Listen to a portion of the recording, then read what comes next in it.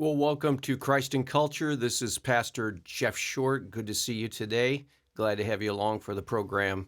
Today, we're going to be talking about something that we're seeing in the news lately. And as Christians, we want to apply everything that the Bible teaches to our life situation and our worldview. And we want to be able to go in and talk about everything that God has informed us about.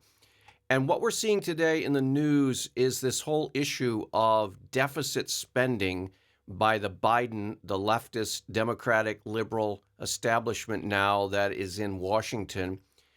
And they are seemingly unconcerned about the fact that our nation is growing in its debt from, I think, 27, now 28, 29 trillion, soon passing 30 trillion. And our Democratic radical liberal president, Joe Biden, is now talking about another infrastructure stimulus package, another 2 trillion, and then another 2 trillion coming down the road in a few more months to add on top of that. And it just seems like the people in Washington in power right now have no concern about our national debt, even though it is now going to be over $30 trillion. And that's an amount that is even hard to even understand, to even grasp, to even conceive of. But this is debt. This is entries in the books that mean somebody has to pay back that debt. And it's not going to be Joe Biden. He's not going to be around much. And then most of the people like Nancy Pelosi and some of the other liberal leftists in Washington who are running up these massive deficit spending bills, they're not going to be around to have to pick up the pieces for that. Yet, oddly enough, there are people in our country, economists and academics and so-called financial experts that are actually arguing that deficit spending, that is going deep, deep, deep into debt, there's no problem with that. They actually argue that this is a good thing.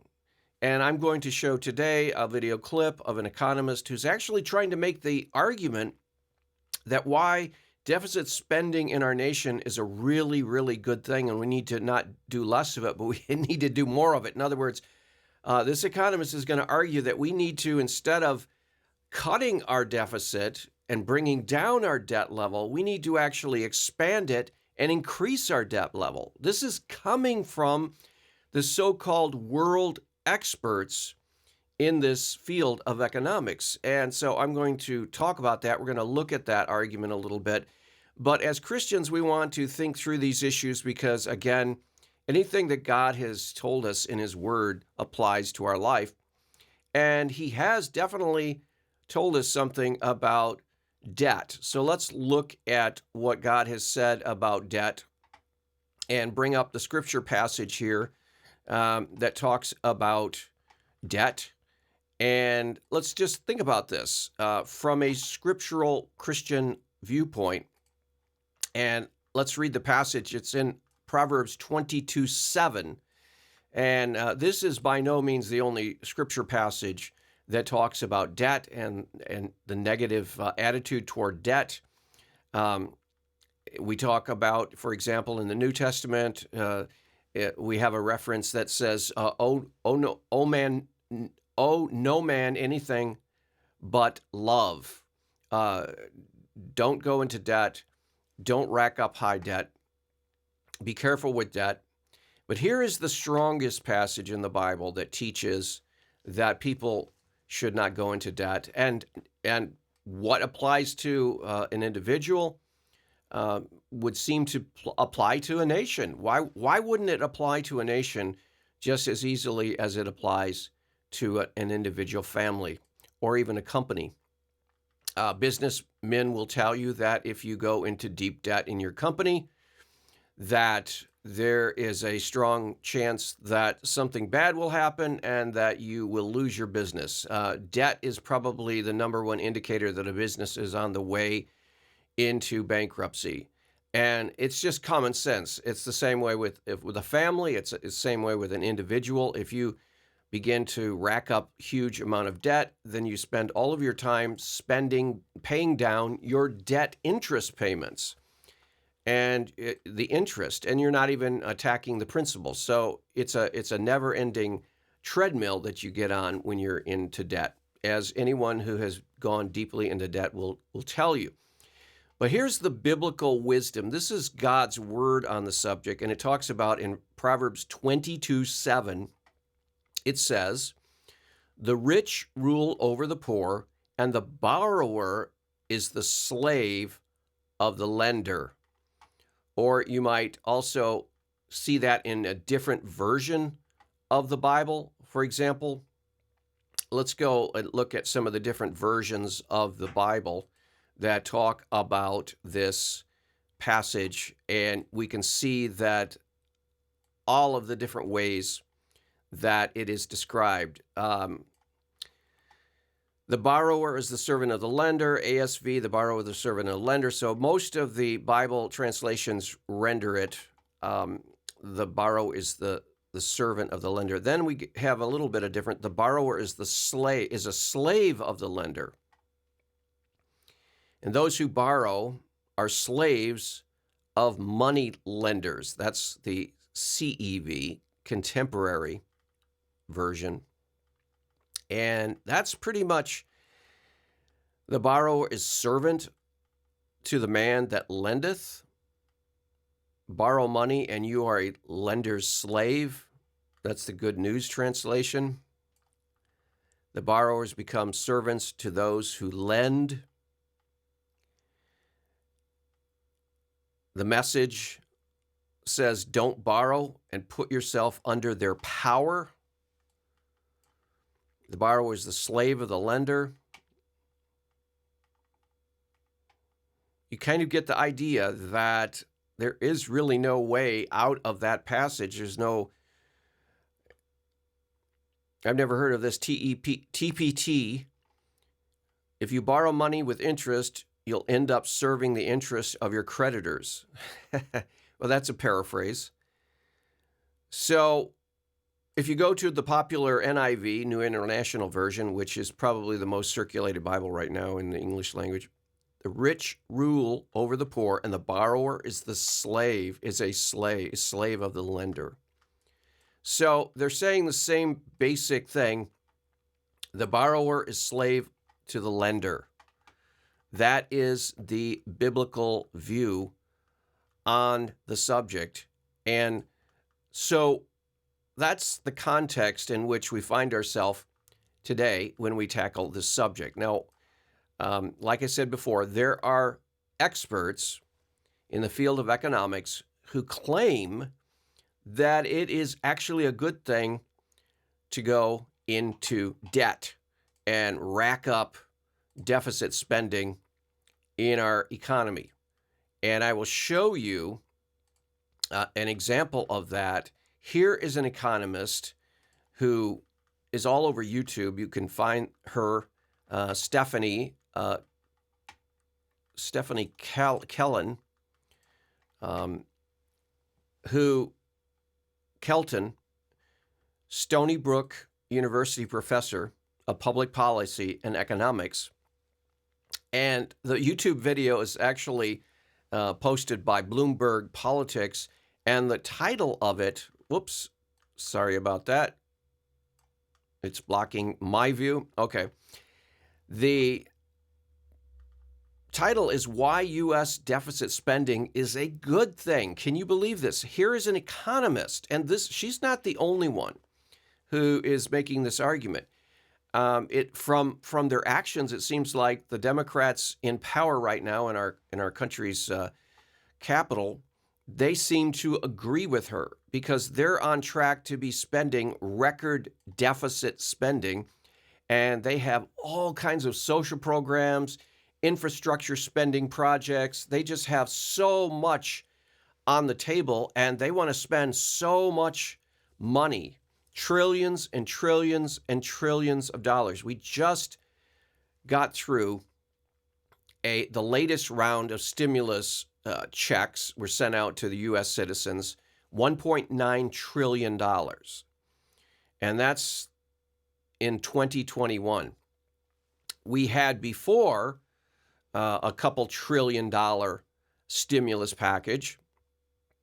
And now Biden, the president, radical Democrat, he is now proposing a $2 trillion infrastructure stimulus package, which the Democratic-controlled House and Democratic-controlled Senate will definitely pass.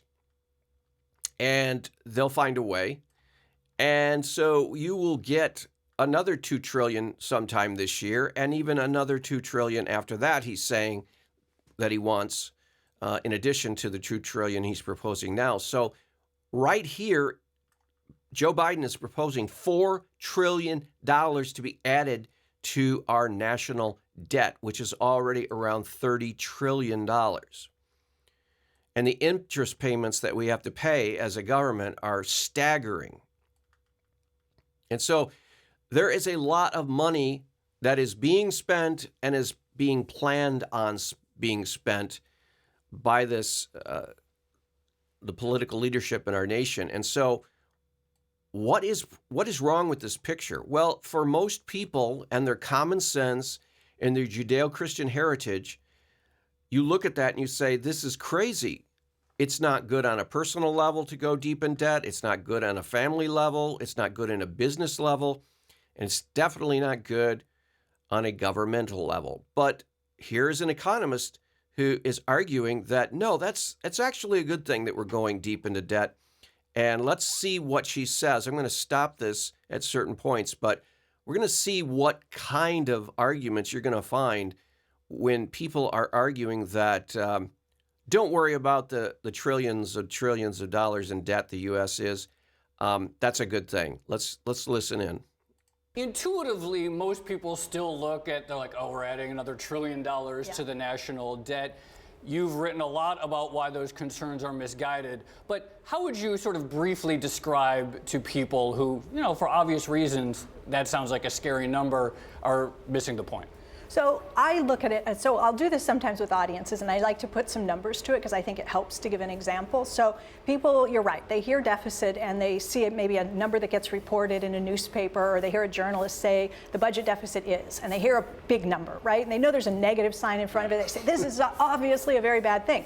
So, well, what do we mean we talk about the budget deficit? So we're talking about the government spending more money into the economy than it taxes back out. So if we put numbers to it, we might imagine the government spending $100 billion into the economy and only taxing $90 billion back out. Now, somewhere we record that the government has run a budget deficit. That gets written down on the government ledger, but we sort of forget the fact that what the deficit did was make a deposit somewhere in the economy of $10 billion.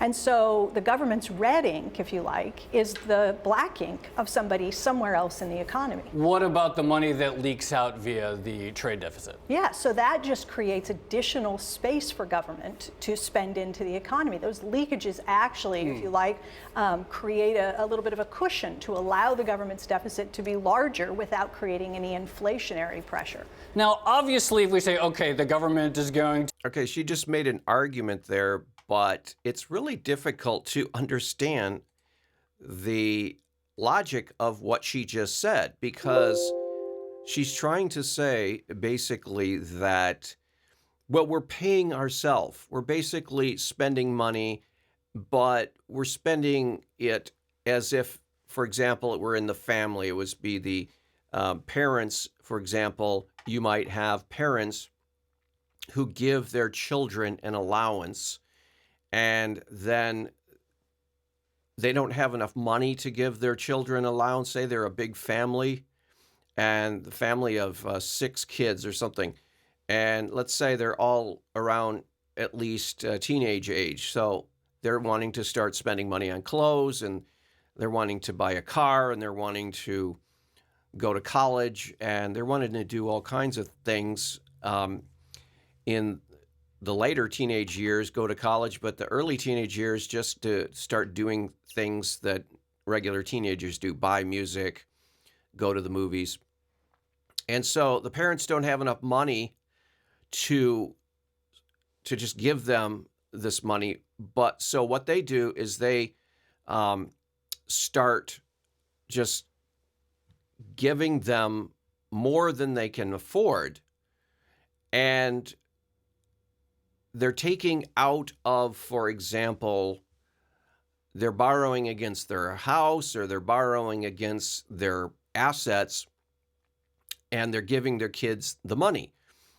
But at the end of the day, it's all going to the same family. And so they're just recycling the money from parents to children.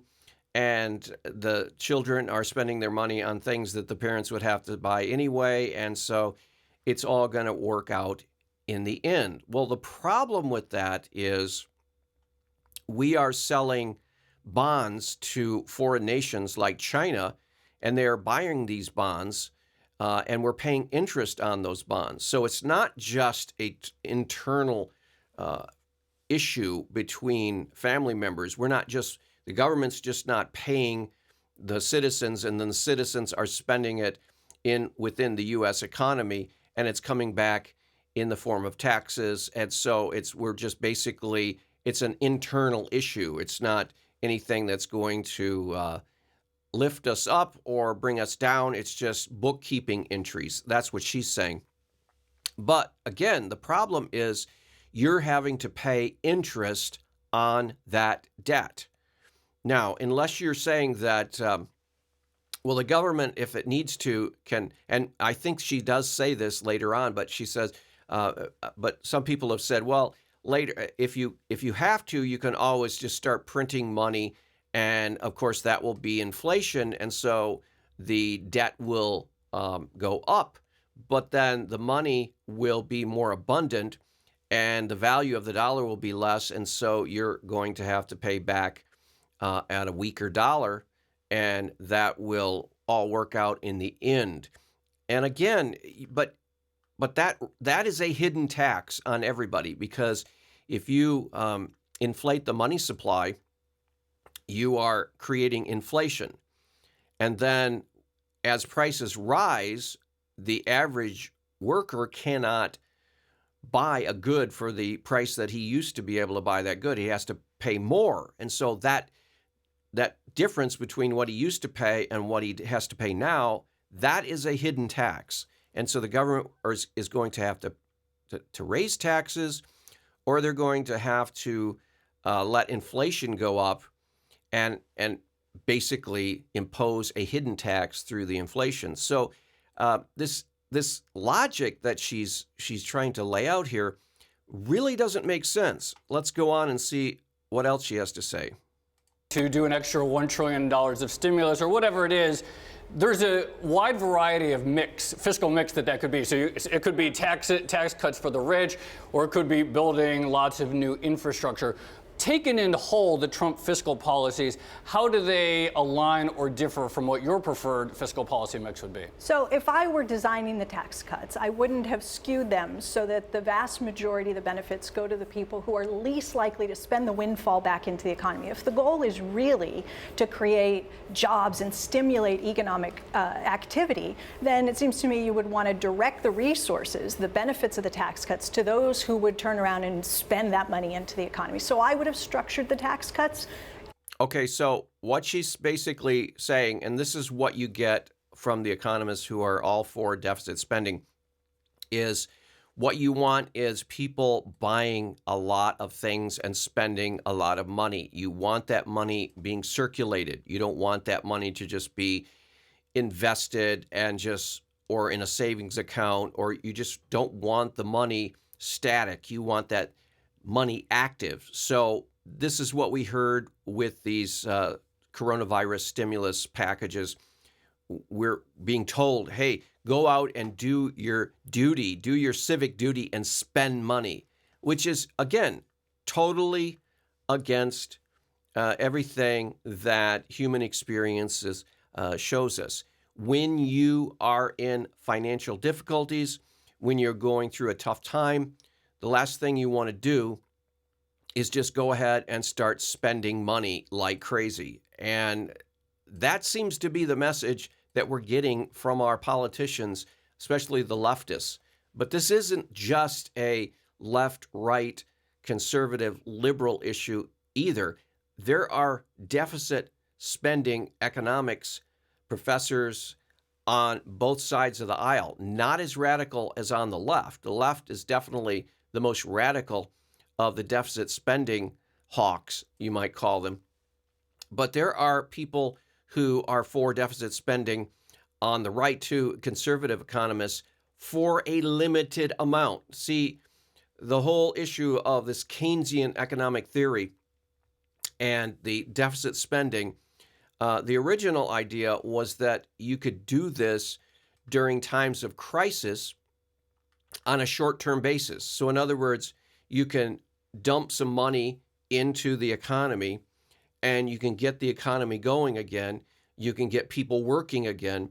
You can stimulate economic activity during economic downturns, or, for example, during crises or natural disasters or problems that happen from time to time. You can inject money into the economy. You can run up a short-term deficit, or just a short-term meaning maybe months or years, a few years, but never a long-term proposition. And then you could stimulate the economy that way. And then after, when the economy recovers and when people are working full employment and things are going great, then the economy snaps back and you're getting more taxpayers paying taxes into the government because they're working, and the economy is generating more tax revenues, and then you're able to pay down that debt. So the debt is a temporary, short-term solution. Yes, you deficit spend. You definitely spend more than you have, more than you can afford, in the language of traditional economics. And then after the crisis is passed and after things are going good, then that can be paid back, and then you're back to square one. But now the modern understanding of deficit spending, and we're seeing this with the Biden administration, we're seeing this with Democrats like Nancy Pelosi in the House, Chuck Schumer in the Senate. You're seeing them purposely, deliberately wanting to run up a big debt because they believe that it doesn't matter, that just like this woman was talking about, this economist, that you're just basically paying yourself, and you're basically, it's all an internal bookkeeping type of deal, and it's not really what people think it is. Now, this is a widespread myth, and you can see it, for example, in that woman. But if you look, let's go back. Let's look under deficit spending on YouTube. You're going to see that this woman, that's not the only video that is actually touting deficit spending. Here she is again, BBC video. It says why we need to debunk the deficit myth. So again, she's saying, hey, don't worry about deficit spending. Don't fret. Don't worry. It's no big deal. We've got this. We should not worry so much. It's nothing to worry about. This is just something, a bookkeeping entry. It's not at all a crisis. And so, hey, chill out.